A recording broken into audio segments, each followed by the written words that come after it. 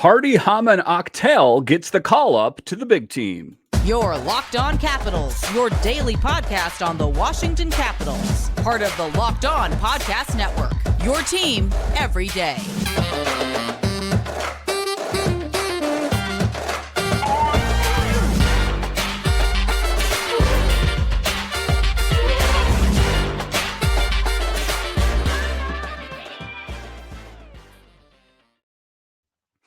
Well, hello and welcome into this edition of Locked On Capitals. I'm so glad you decided to join me today. As always, this podcast is free and available on all the major platforms, including the SiriusXM app and on YouTube. And I want to thank you for making this your first listen each and every day. My name is Dan Holney. You can find me on Twitter. It's at DanCaps218. You can find the show on Twitter. It's at Locked On Caps. And the best way that you can help grow the show is to subscribe to Locked On Capitals on YouTube and comment anything down below. I would love to talk Capitals hockey with you one-on-one, and we can do that on subtext. Just check the show description for more details. In today's episode of Locked On Capitals, we talk about the Capitals jerseys, the red home jerseys in particular, and how they are ranked as one of the worst in the NHL. We'll talk about that in the show. A little bit later, we will talk about how there's already trade rumors swirling after the slow start. One of the things that Brian Maclellan has said is he wanted to jumpstart and make an improvement on the top six. Would Conor Garland be a viable option? But just to get it going here, we will talk about how Hardy Haman Aktell gets the big call up to the big team, the Capitals, and ultimately how I think he is deserving.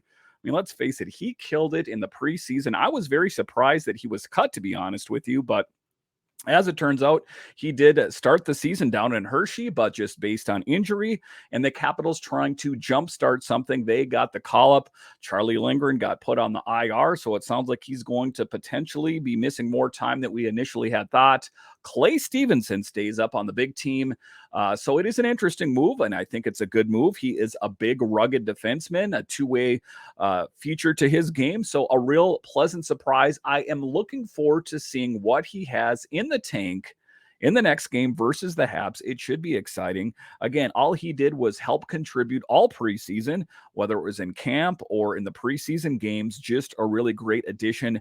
As we know, he was drafted by the Preds in 2016 is where he got his start.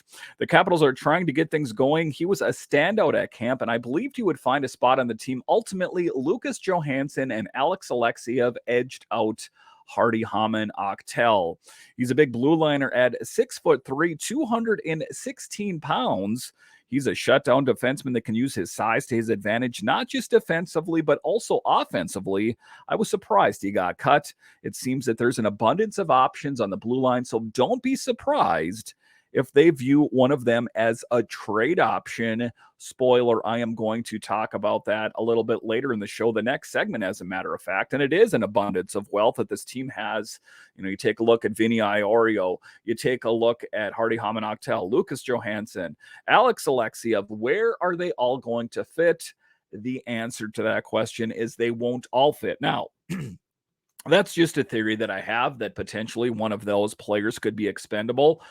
You could say the same thing about the net minding department as well, that there is an abundance of wealth, and this team wants to get better right now before things get out of hand. Listen, I know we're just in the beginning of the season, but just falling back on that excuse is what's going to lead itself to this Capitals underperforming yet one other year.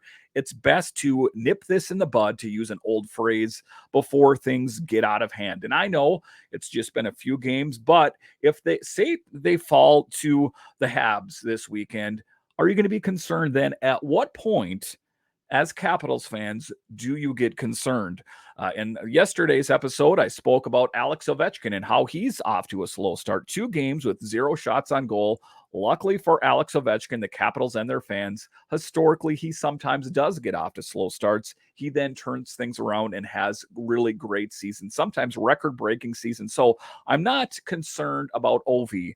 I'm ultimately concerned about this team's lackluster effort. This is a veteran-laden team. Also, the integration of some really great youth on this team. On paper, if you sketched it out and showed it to me and said, Dan, does this look like it's going to be successful? I would look at it and go, Yep, that looks pretty good. And you know what we saw in camp and preseason, I thought it was going to be really good. So the addition of Hardy Haman Aktell just seems like a no-brainer to me. He played so well in the preseason. Again, a two-way defense, a big guy that can't get pushed off the puck that easy. Win, win, win, win. I think that, despite the fact that Charlie Lindgren is injured, I think that he should be on the team. I would pick him over Lucas Johansson. I would pick him at right now over Alex Alexiev. I would. And if I had to pick one, if it was going to be, Hardy Haman Aktell or Lucas Johansson or Alex Alexiev, I would choose him over either Lucas Johansson or Alex Alexiev. I think that he has the potential of being that great. Now, don't get me wrong. Alex Alexiev, good. Lucas Johansson, good. But I think that Hardy Haman Aktell has a bit more in his tool set just based on size and his two-way game that for me, and that's just my response as I record this right now. Obviously, I want to see a bigger sample size with him playing in a real game situation. We saw how great he played in the preseason, but let's be honest, you're playing the preseason against other unproven commodities on other teams. How will he fare against some of the best on the Montreal Canadiens? That is the next team on the docket here. So it's going to be interesting. Right now, if you're asking me knee-jerk reaction, I love it. I was surprised that he got cut from the team in the first place, sent down to Hershey, not cut from the organization, but sent down to Hershey. So it's going to be interesting to see what he can do. And again, we don't have to wait too long, as it will be this weekend that the Caps take on the Habs, and I think he's going to be up for it. One of the things that we've seen is those players that got cut, Ivan Miroshnichenko. I guess I'm a little bit surprised that he got cut, but the more I'm hearing about it is he needs to get acclimated to the North American game. Some of those players, I was surprised did get cut. They have been playing very well thus far down in Hershey in a limited sample size as well. So especially for Hardy, I think that he just fit the mold of a prototypical Capital, kind of that big rugged defenseman, kind of like a Joel Edmondson, that kind of size, big defenseman. I think it's good. I think that that's the way the league's going. There are certain caveats as well. If you take a look at Matthew Phillips, a smaller man out there, but there are other small NHLers that have found success. You take a look at Martin St. Louis, those kind of things. So I do think that it is a good balance. And you take a look at someone like Matthew Phillips is more of a skilled player, but you still need those big, rugged guys out there that are going to be difficult to push off the puck, kind of an intimidation factor, that kind of thing. So I think that he will fit very well into this Capitals roster. Again, we don't have to wait too long to see what he has in the tank, as we will find out this weekend. But I am excited to see ultimately what he has in the tank on the big stage with the big teams in the NHL. It should be most exciting.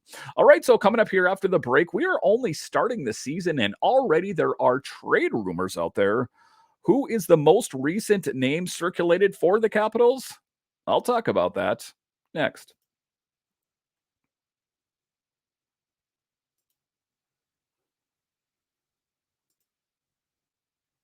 There's a lot of uncertainty in the world today, and it's important to be prepared. There's unrest in the Middle East, fires in Hawaii, hurricanes and tornadoes in Florida, earthquakes, and more. They can lead to supply chain shortages for medication or the inability to get medications in a timely manner. The Jace case is a personalized emergency medication kit that contains 5 essential antibiotics that treat the most common and deadly bacterial infections. You can also customize your case and add additional life saving medications based on your unique needs. Listen, there is a lot of uncertainty in the world, which I spoke about here. You need one certainty. That is why you need Jace Medical. So go to jacemedical.com and enter code locked on at checkout for a $20 discount on your order. That's promo code locked on at jasemedical.com.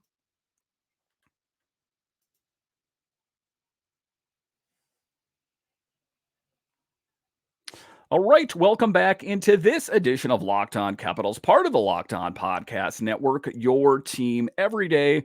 We have another great sponsor in Bird Dogs, and let me tell you, you are going to love you some Bird Dogs. Why? Because if you're a guy wearing those old cargo shorts, You should have thrown those in the garbage years ago. You are going to look so much better in Bird Dogs. Bird Dog stretch khakis are designed to fit slimmer through the thigh and leg, giving you a truly sculpted look. Bird Dog shorts do the exact same thing as Lululemon, but fit way better. They fit way better than regular shorts that are made of a stiff, restricting cotton. Bird Dogs fix this issue by inventing a cloud knit fabric that looks just like khaki but stretches so you get a way slimmer fit without having to sacrifice fashion. So go to birddogs.com/lockedonnhl or enter promo code lockedonnhl at checkout for a free Bird Dogs water bottle with your order. That's birddogs.com/lockedonnhl for a free water bottle at checkout. You won't want to take your Bird Dogs off. We promise you.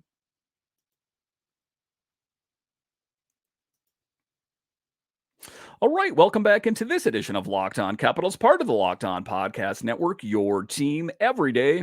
Make sure and subscribe or follow Locked On Capitals wherever you find your podcasts and on YouTube. I have a lot of great guests lined up this coming season here, so make sure and subscribe or follow Locked On Capitals today. All right, in this next segment here, we are going to talk about trade rumors surrounding the Capitals. Yes, already we're just starting the season and already we're talking about potential trades. It should come as no surprise, as Brian Maclellan, the GM, said in the offseason he wanted to address the top six. He didn't really do that, and it wasn't for lack of trying. There just wasn't a lot of great options out there, but it's better late than never. The one thing that will need to get taken care of first before this even takes place is the elephant in the room. You can see his trunk waving around is Anthony Mantha. Love Anthony Mantha, great person, dropped weight, seems, really engaged mentally. He did what it takes to get his head in the right space, but I think that his time with the Capitals is limited. There are limited options as to what to do with Anthony Mantha. Everyone else can see the back of his hockey card, but if they could find a trade partner or something of that nature for Anthony Mantha, the Capitals would be best served for doing that. So with the Caps struggling, there's already rumors swirling, and NHL insider Chris Johnston is talking about Conor Garland during a segment of his SDPN show on Tuesday. Again, he would be the prototypical Capital. He is a guy that he's considered to be a pest. He has a physical game. So he kind of fits the mold of, maybe, just based on those attributes, kind of like a Garnet Hathaway. I think this team is missing Garnet Hathaway this year. Connor has recently changed agents. They're saying that is at least in part what this has to do with. And the Caps are looking for a top six forward. Is he the answer? That is the question. He is known as a pest that has a physical flair to his game. So he could potentially fit in the Capitals' top six. Again, something must be done to jumpstart this season before we already come to the conclusion that, we did our best and we're in the middle of a, retool, all that kind of thing. We'll be really good in about 3 years, but for right now, we're just going to be mediocre. It's not the case. What is one of the things, and if you're an everydayer of the show, I spoke of, is the Capitals broke a record for sellout games at home.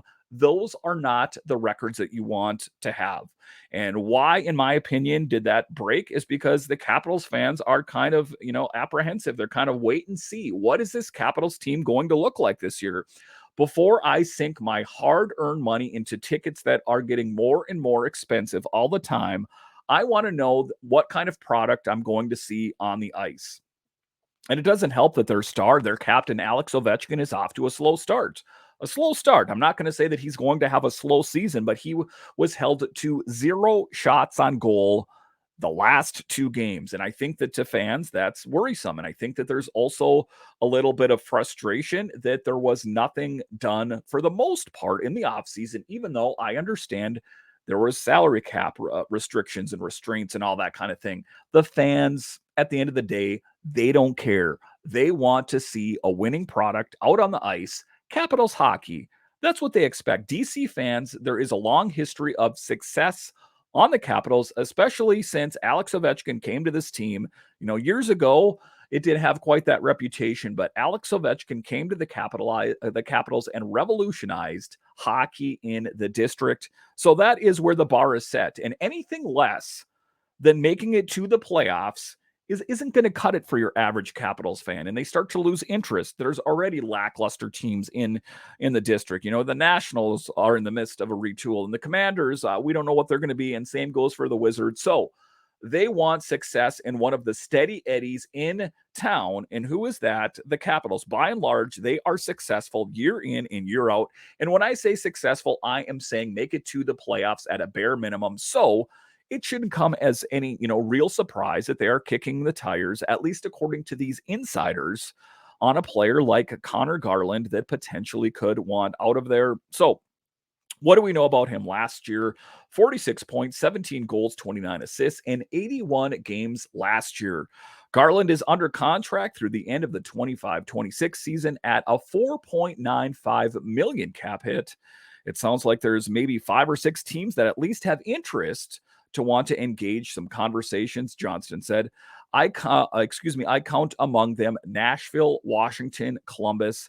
I think Carolina is willing to explore there as well. So we are in the conversation.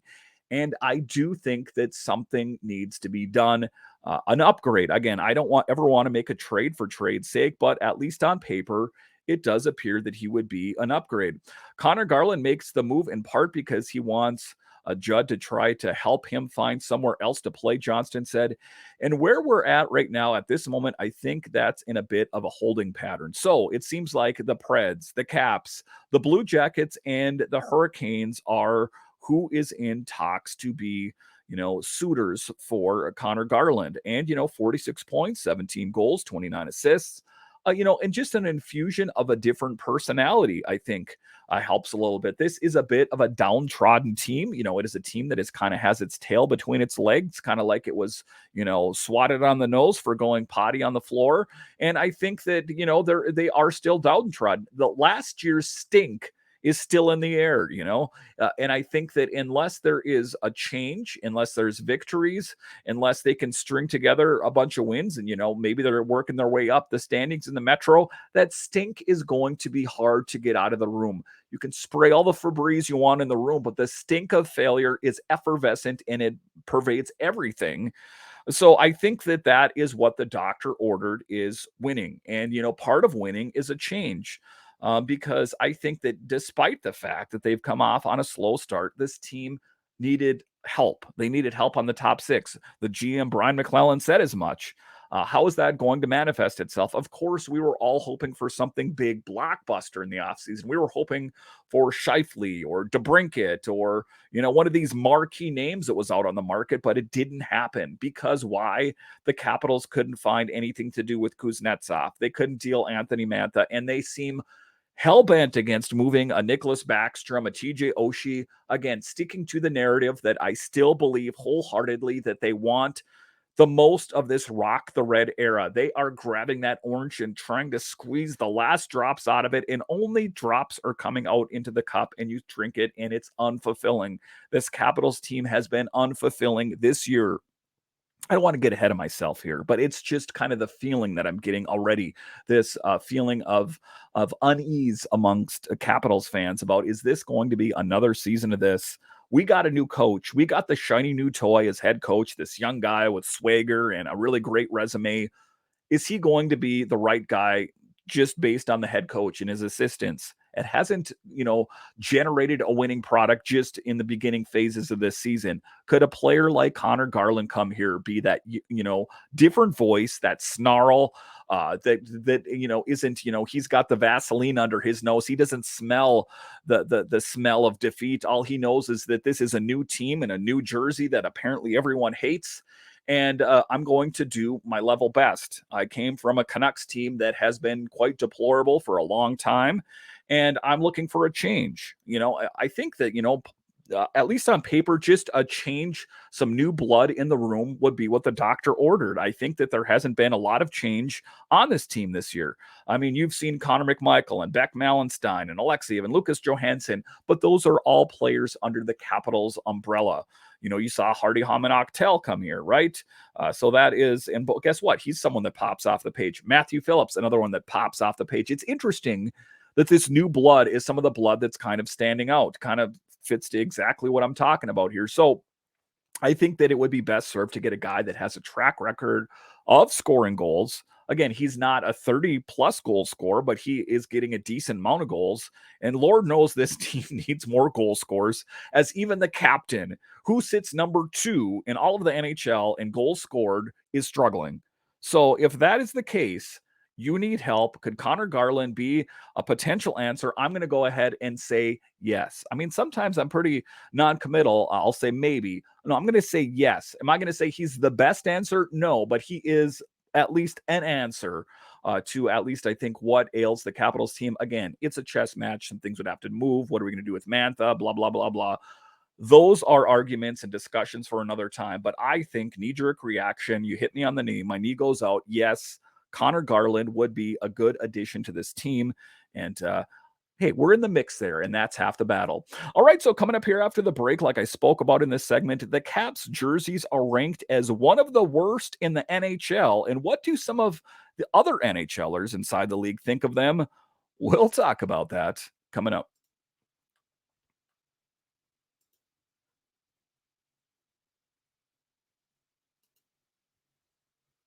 Alex Ovechkin scores a hat trick. The Caps win the Stanley Cup. And if you want to win 100 times your money, play daily fantasy hockey on the Sleeper app. These are all possible scenarios for this season, but to have a chance at winning big, you need to play daily fantasy hockey on Sleeper. As the official daily fantasy app of the Locked On NHL Network, Sleeper is our top choice for daily fantasy sports, especially daily fantasy hockey. With Sleeper, you can win 100 times your cash and daily fantasy hockey contests. That's what it's all about. With stud players like Alex Ovechkin and Tom Wilson, all you need to do is pick one or more or less stats of these. Choose stats like goals, assists, saves, plus, minus, and more. You heard me, the Capitals fans 100 times payouts on Sleeper. So start paying attention and get your picks right so you could win big. So use promo code Locked On NHL and you'll get up to a $100 match on your first deposit. Terms and conditions apply. That's Locked On NHL. See Sleeper's terms of use for more details.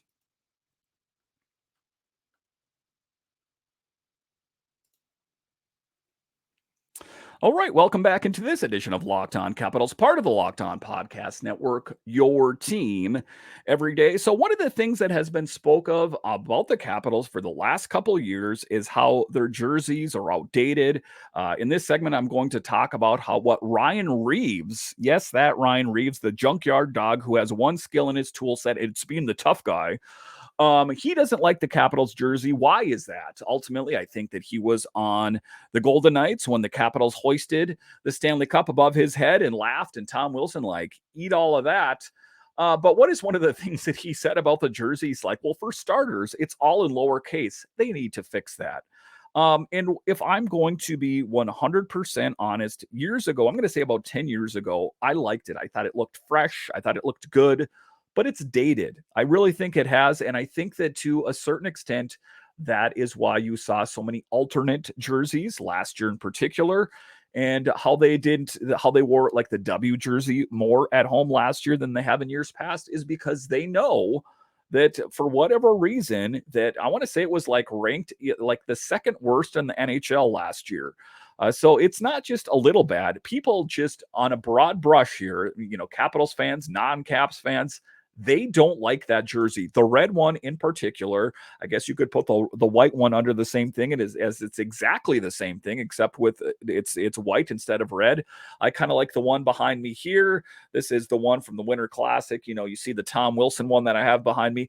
Those are kind of more of a throwback, but I still like that. I think I like a lot of that throwback thing. Again, if you saw the Anaheim Ducks jersey that they wore not long ago, I like that. So I got to think that it's at least being spoke of within inner circles within the Capitals organization that they don't want to be perceived as having that ugly jersey.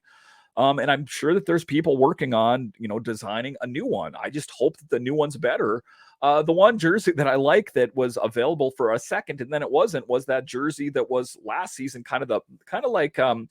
it's kind of like the red one, except it was black colored. You guys know the one I'm talking about. I went to buy it. I'm like, I'm getting paid on Friday. I'm going to order it on Friday. And what gone. And, I could pay, double the price on the, people that want to sell it to me on eBay, but not the case. But in any event, That jersey was pretty sharp looking, a little bit of the past, a little bit of the present, and, the future potentially. So I like that. But I think that image of the Capitals having an ugly jersey is not a good one. An interview with TSN's Bar Down, he gave his thoughts. I'm going to go with the Caps, Ryan Reeves said about an ugly jersey. Not a huge fan. You know what it is? It's the Capitals in lowercase. I think they really dropped the ball on that. Figure that out, please. Ryan Reeves, I'm not really exactly going to take his words to the bank because I think they would come back insufficient funds. Mitch Marner also weighed in. He says, I think all jerseys are pretty sick, Marner said. Maybe just Washington because they don't have a lot of color on color-wise or anything like that. I still think their jerseys are pretty clean. The Caps' other jerseys have been ranked much higher. So again, who's ever in the decision-making process with that, maybe just kind of hear what everyone's saying, or, again, I think that there's just this certain thing like those were the jerseys that we won when we won the Stanley Cup. Those are the ones through the Alex Ovechkin years. Again, put all that old mumbo jumbo in your head and throw it in the garbage can, recycle bin. I'm all about environmental safety here. But I think that, they need to make changes to those jerseys. And, I think ultimately, again, take Mitch Marner, take a look at the Maple Leafs jersey. That thing doesn't exactly pop off the pages being, earth shaking or, really bright.